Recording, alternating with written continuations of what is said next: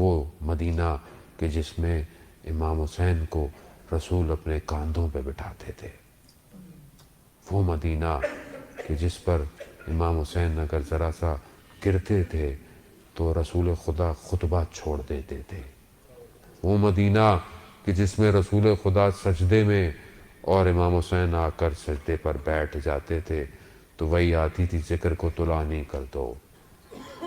کیا وجہ تھی؟ رسول خدا دنیا کو حسین کی عظمت دکھانا چاہتے تھے۔ موروثی حسین کو اس کے نانا کے شہر سے نکلنا پڑ گیا۔ یہ میرے آپ کے لیے سننا عزیزان محترم بڑا آسان ہے، تاریخ بتاتی ہے کہ کس طرح امام حسین علیہ السلام نے مدینہ چھوڑا ہے۔ کئی دفعہ اپنے نانا کے روزے پر گئے، اللہ اکبر، نہیں ہم تو پڑھ نہیں سکتے، نہ جانے کس طرح اپنے آپ کو اپنے نانا کی قبر پہ گرایا حسین نے، اور کیا کہا ہوگا، جملے آپ کے سامنے مقاتل کے اندر موجود ہیں۔ میں تو حال دل بیان کر سکتا ہوں کہ سوچو امام حسین نے کہا ہوگا کہ میرے نانا، کہ وہ مدینہ جس میں آپ نے مجھے سیر کرائی، وہ مدینہ جس میں آپ نے میری اتنی عظمت کو دکھایا ہوگا، آج آپ ہی کی امت نے مجھے مجبور کر دیا، نانا میں آپ کا شہر چھوڑ کے جا رہا ہوں۔ اور چھوڑ کے جانے والے کو یہ امید ہو نا کہ اس نے آنا ہے تو وہ دوسرے طریقے سے جاتا ہے، لیکن جس کو یہ پتا ہو کہ اب میں نے آنا نہیں ہے، اب میں جا رہا ہوں۔ یہ آپ اپنے شہروں سے گھروں سے آئے نا، اپنے والدین سے مل کے آئے ہوں گے، آپ کے بھی تو دنیا سے لوگ گئے ہوئے ہوں گے مرحومین، آپ قبر پہ بھی جاتے ہوں گے اور اپنے ماں باپ اپنے آبا و اجداد کی قبر پہ فاتحہ پڑھتے ہوں گے کہ انشاءاللہ خدا توفیق دے میں دوبارہ آؤں گا، اور آپ جاتے بھی ہوں گے۔ آپ کے جو عزیزی ماں باپ یا کوئی رشتہ دار ہوں تو آپ فوراً جا کر کوشش کرتے ہوں گے پہلے اپنے باپ کی قبر پہ جاؤں، پہلے اپنی ماں کی قبر پر جاؤں، کیوں؟ بہرحال میں بڑی دور سے سفر کر کر آیا ہوں۔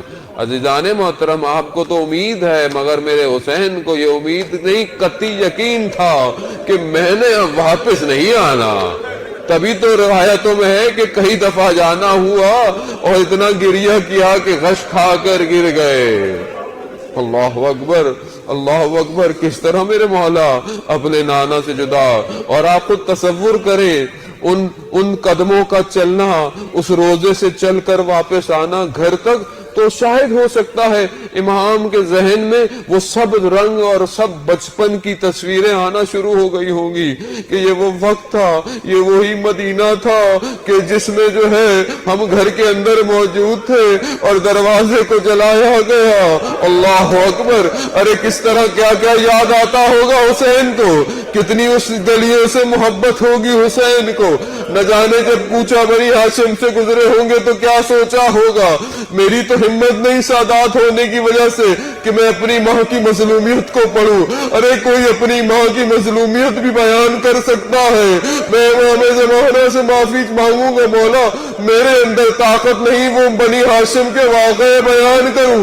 ہاں نہ جانے کس طرح امام حسین آئے ہوں گے، اس گھروں میں آئے ہوں گے، وہ وقت بھی یاد آیا ہوگا، وہ مدینہ بھی یاد آیا ہوگا جب بھائی حسن کے بدن کو تیروں سے پیوست لائے ہوں گے، نہ جانے تیر نکالنا یاد آیا ہوگا، اور کتنے وہ لمحات جو اپنے بھائی کے ساتھ گزارے وہ بھی یاد آئے ہوں گے۔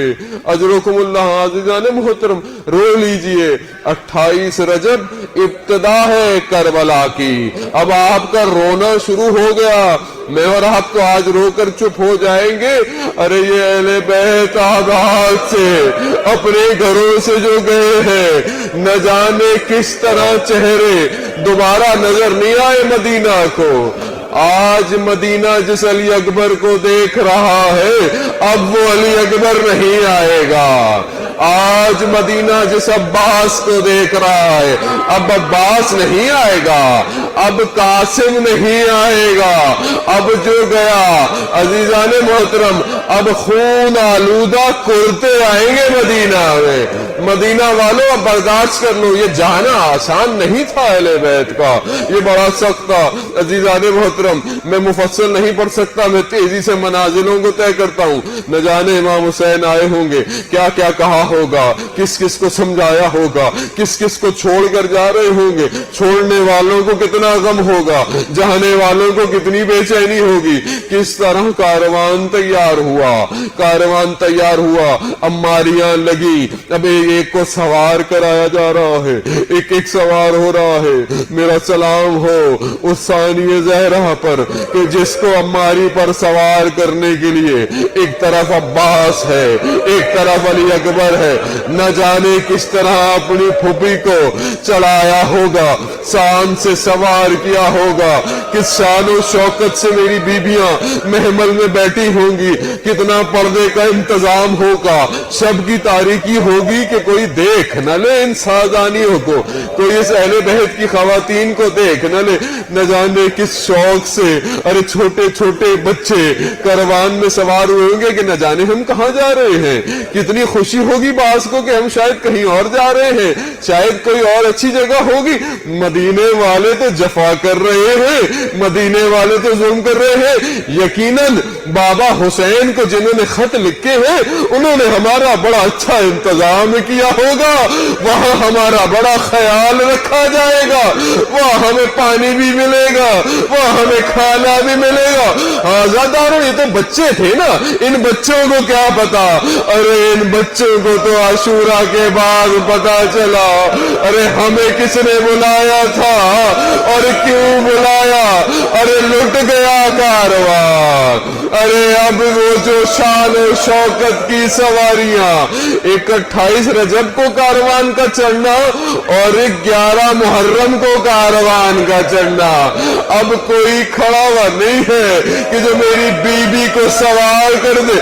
میری بیوی نے ادھر ادھر دیکھا تو ہوگا نا کہ علی اکبر کہاں ہو، عباس کہاں ہو، تو ہو سکتا ہے کہ مقتل میں لاشیں تڑپنا شروع ہو گئے، شاید علی اکبر تڑپ رہا ہو، عباس نہر کنارے تڑپ رہا ہوگا کہ میری بہن مجھے دیکھ رہی ہے۔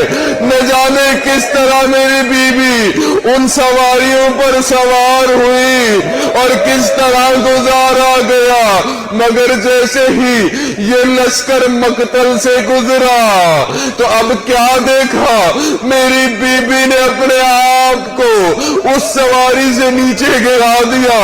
ایک بدن ہے کہ جس کے سر پر سر نہیں ہے، خاک میں اتنا لپٹا ہوا کہ کربلا کی ہوائیں اڑ رہی ہے۔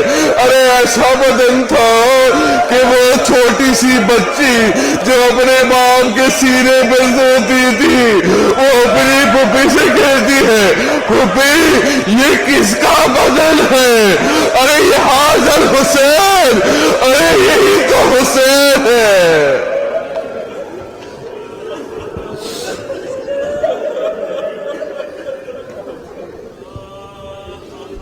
حضرت اللہ